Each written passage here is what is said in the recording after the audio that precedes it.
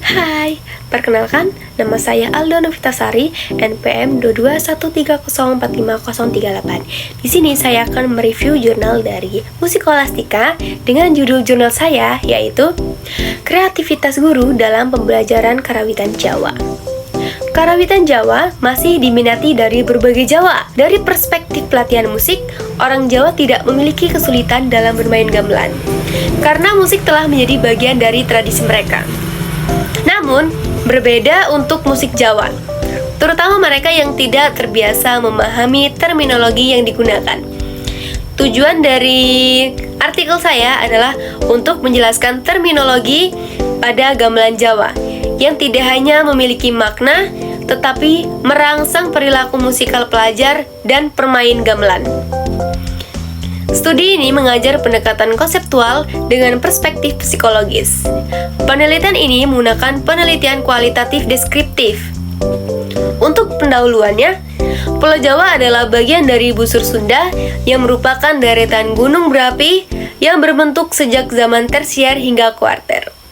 Proses pembentukan busur gunung berapi ini disebabkan oleh adanya tunjaman di sebelah selatan Pulau Jawa, yaitu lempeng Samudra Hindia yang menyusup ke bawah lempeng benua Eurasia.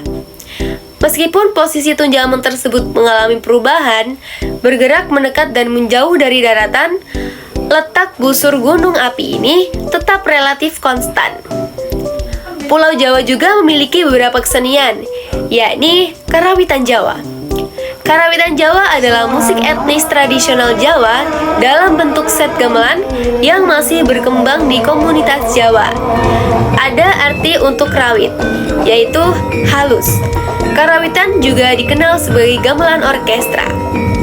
Teori ini diangkat dari Hartati Kristina Dewi tahun 2021. Karawitan Jawa sebagai sumber bunyi dihasilkan melalui karawitan yang menggunakan seluruh atau sebagian dari perangkat gamelan ageng.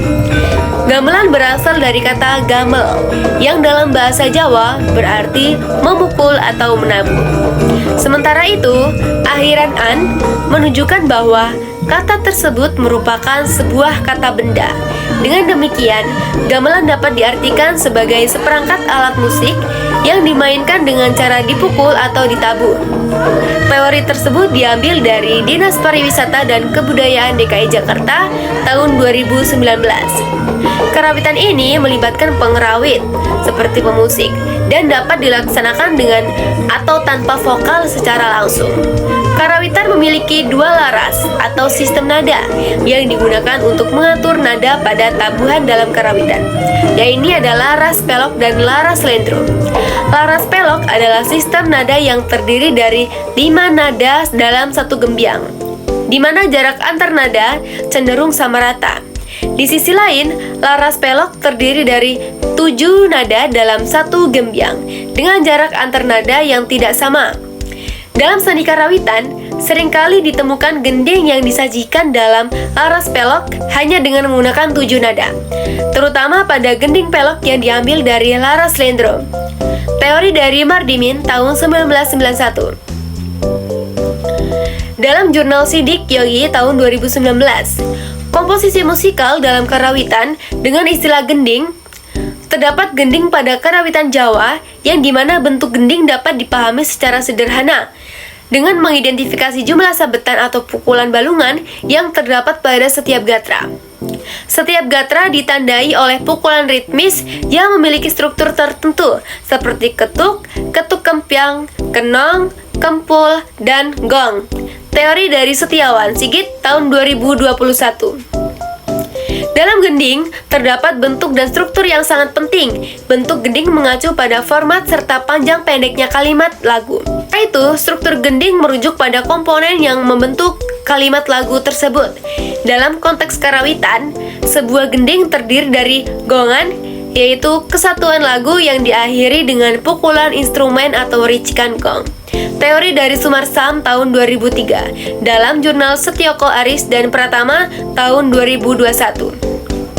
Untuk kreativitas sendiri adalah kemampuan untuk menghasilkan sesuatu yang baik dan orisinal.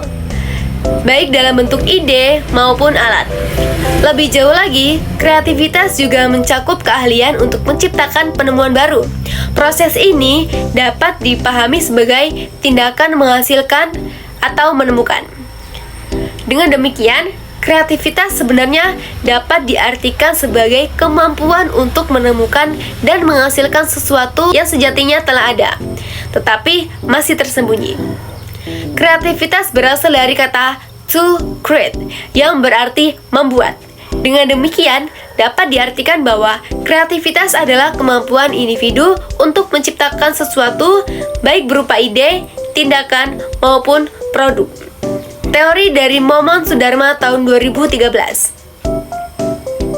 Untuk metode penelitian, metode yang diterapkan dalam penelitian ini adalah deskriptif kualitatif. Pendekatan deskriptif bertujuan untuk menguraikan peristiwa yang terjadi, berdasarkan baik data tertulis maupun tidak tertulis.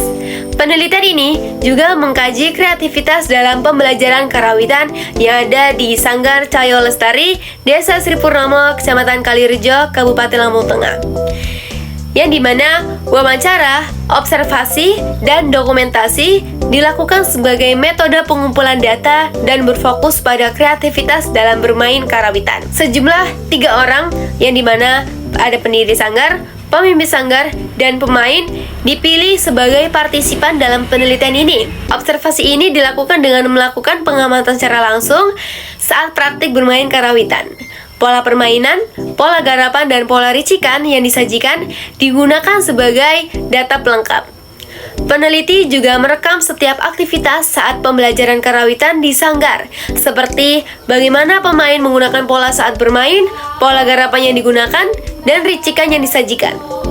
Wawancara mendalam dilakukan sebagai teknik pengumpulan data berikutnya.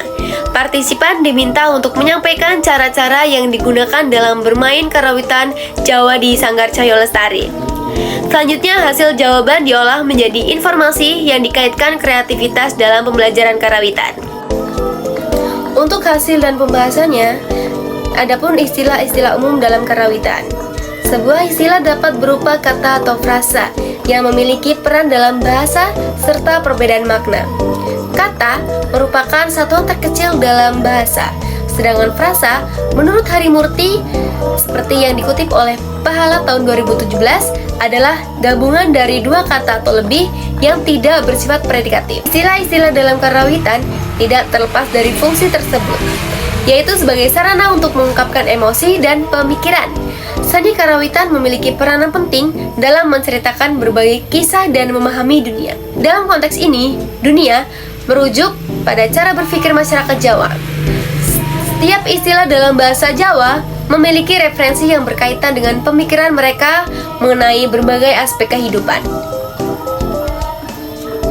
Di bawah ini adalah istilah-istilah dalam karawitan Jawa.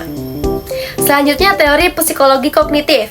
Pengertian psikologi sendiri adalah ilmu yang mempelajari tentang tingkah laku dan proses mental. Psikologi kognitif merupakan salah satu ilmu psikologi. Istilah psikologi kognitif merupakan upaya untuk memahami berbagai alat atau data dalam pengamatan empiris sistematis yang berasal dari pengamatan manusia dan kemudian dikembangkan menjadi teori. Teori tersebut diangkat dari Rahmadanti tahun 2022. Psikologi kognitif menjelaskan cara individu memproses informasi yang diterima melalui indera mereka. Psikologi kognitif mempelajari bagaimana informasi, termasuk stimulus kebahasaan, diterima, diproses, dan pada akhirnya membentuk kesadaran serta perilaku seseorang. Proses pengolahan informasi ini dikenal dengan istilah respon mental. Terdiri dari 2 tahap, yaitu perhatian dan persepsi. Secara umum, psikologi kognitif menggambarkan bagaimana manusia menerima, mempersepsi, mempelajari, mengingat, serta bagaimana semua proses tersebut bermuara pada perilaku yang ditunjukkan. Selanjutnya adalah kesimpulan. Hasil analisis menunjukkan bahwa perolehan bahasa yang diungkapkan dalam terminologi musik Jawa membantu pemain untuk menguasai gamelan. Di sisi lain, pelajar dengan antusias mendorong musikal yang memiliki lebih dalam dan khususnya dalam bidang seni Jawa. Seseorang pelajar yang menciptakan musisi karena setelah semua musikal Jawa adalah bagian dari sebuah bangunan besar yang disebut budaya Jawa. Sekian artikel dari saya akhiri. Wassalamualaikum warahmatullahi wabarakatuh.